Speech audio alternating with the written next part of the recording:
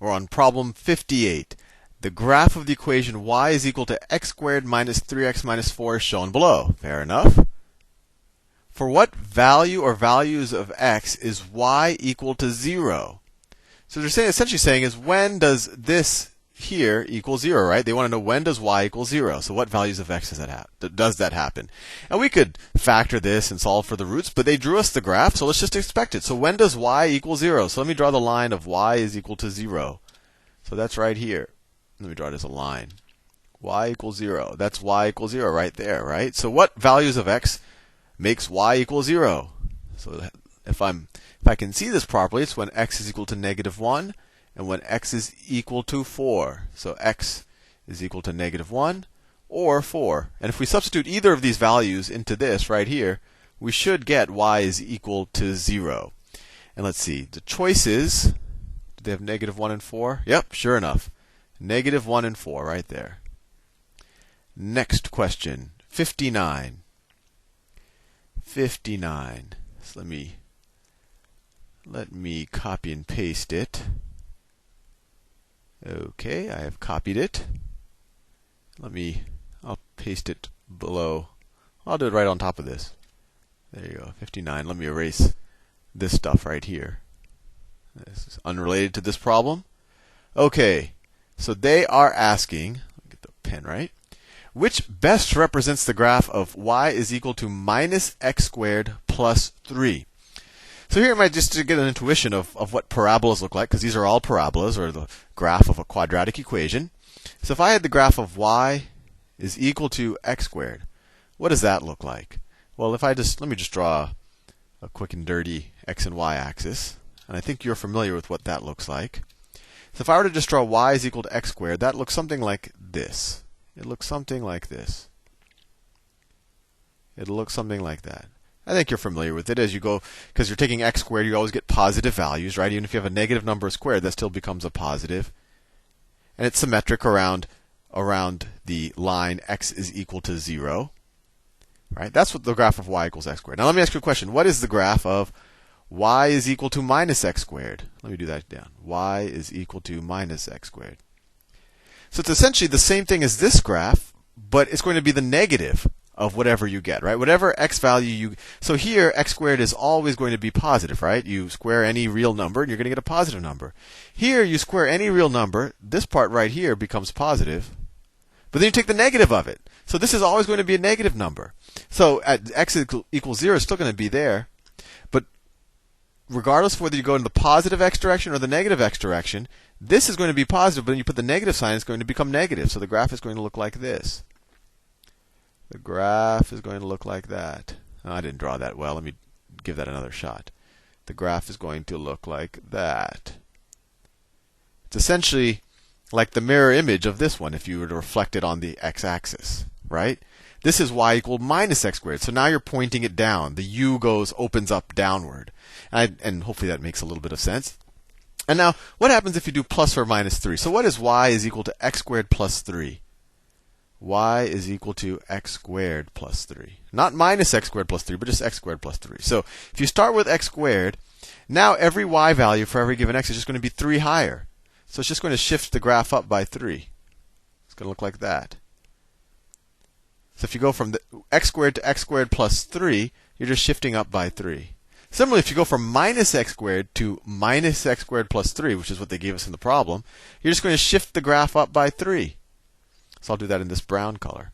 So it's just going to take this graph, which is minus x squared, and you're going to shift it up by 3. So it's going to look something like this. It's going to look something like that. So let's see, out of all of the choices they gave us, it should be opening downward, and it should have its y-intercept at y is equal to 3. Right? If you put x is equal to 0, y is equal to 3. So let's see what if this. Opening downwards. So these two are the only two that are opening downwards. And the y-intercept should be at 3 because we shifted it up by 3. So this is a choice. B. Problem 60. Which quadratic function, when graphed, has x-intercepts of 4 and minus 3? So x-intercepts of 4 and minus 3 means that when you substitute x of either of these values into the equation, you get y is equal to 0, right? Because when y is equal to 0, you're at the x-intercepts. This is when y equal to 0. So that's what they mean by x-intercepts. So how do we set up an equation where if I put in one of these numbers, I'm going to get 0?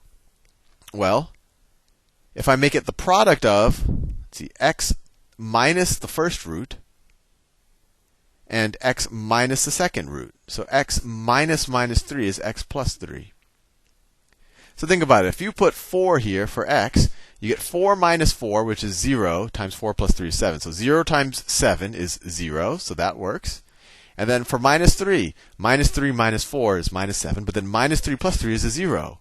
So either of these, when you substitute it into this expression, you get 0. So let's see, which choice is that? X minus 4 times x plus 3 have the x-intercepts.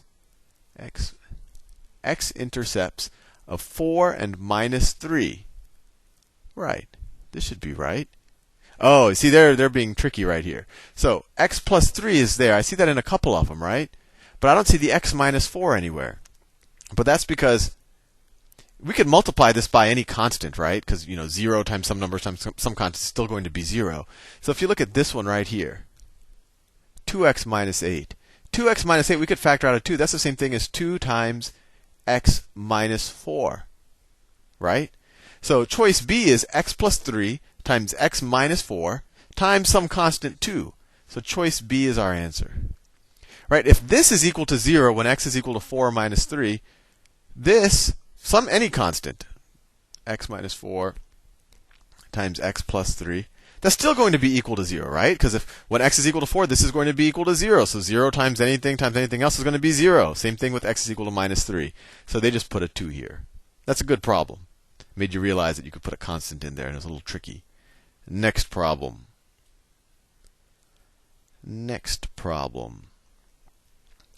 Okay.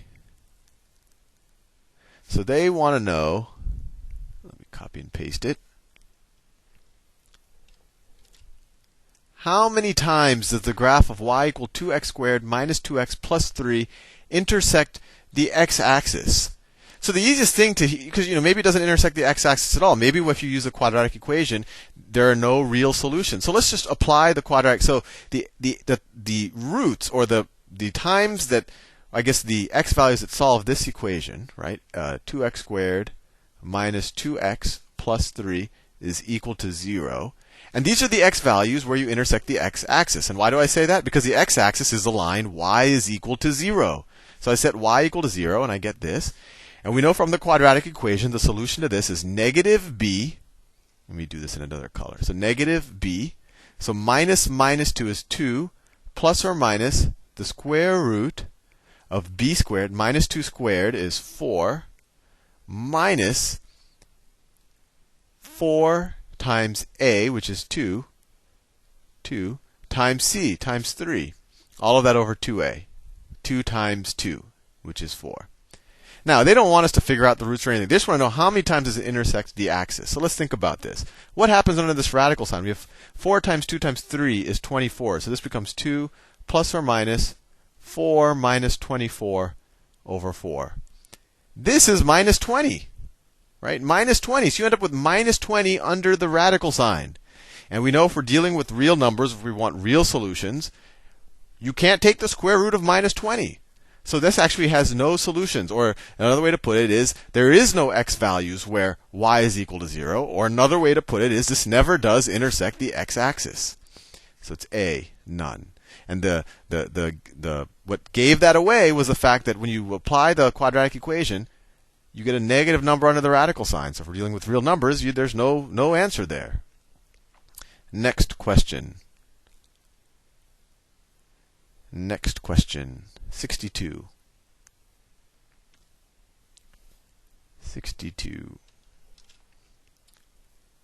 An object that is projected straight downward, this is good, this projectile motion, is projected straight downward with initial velocity v feet per second, travels a distance of s v times t plus 16t squared, where t equals time in seconds. If Ramon is standing on a balcony 84 feet above the ground and throws a penny straight down with an initial velocity of 10 feet per second, in how many seconds will it reach the ground? Okay. And how many? So he's 84 feet above the ground. Let's draw a diagram. So that's He's 84 feet. This is 84 feet above the ground. It says, how many seconds will it reach the ground?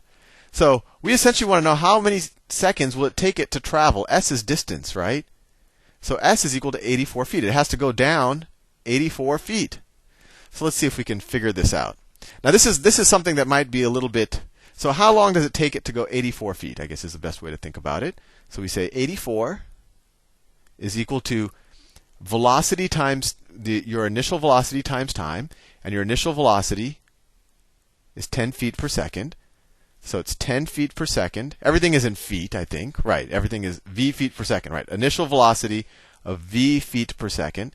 So 10 feet per second times time. I just substituted what they gave us, 10 for v, plus 16t squared. And now I just solved this quadratic. That is a t right there. So let me put everything on the same. Let me subtract 84 from both sides, and I'll rearrange a little bit. So you get 16t squared plus 10t minus 84 is equal to 0. All I did is I swapped the sides. I put these on the left. Well, let me just show you what I did. I swapped the sides, so I made this 16t squared plus 10t equals 84, right? I just swapped them. And then I subtracted 84 from both sides to get this. And now we just have to solve when t equals 0. So the first thing we could do is, we could simplify this a little bit. Everything here is divisible by 2, so this is 8t squared plus, I'm just dividing both sides of this equation by 2, plus 5t minus what? Minus 42 is equal to 0. And then we can, let's see, use a quadratic equation. So what are the solutions? T is equal to negative b, so minus 5 plus or minus the square root of b squared, so 25 minus 4 times a times 8 times c. C is minus 42. So instead of times minus 42, let's put a plus here and do plus 42. Just a negative times a negative is a positive. All of that over 2 times a, right? 2a is 16. So let's see where that gets me. So I have t is equal to minus 5 plus or minus the square root. What is this? 25 plus, let's see, 4 times 8 times 42. That's 4 times 8. That's 32 times 42. 32 times 42. See, 2 times 32 is 64. Put a 0. 4 times 2 is 8. 4 times 3 is 12. All right, so you end up with, let's see, 4, 14, 3, and 1. All right, so this is 1344, and we're going to add this 25 here. So let me see, plus 1344, all of that over 16. Let's see, 1344 plus 25, so it's minus 5 plus or minus the square root of, what is this? 1369 over 16. And actually, I don't know what the square root of 1369 is. Let me get the calculator. Let me open it up. Give me 1 second. Accessories, calculator. All right. So 1369,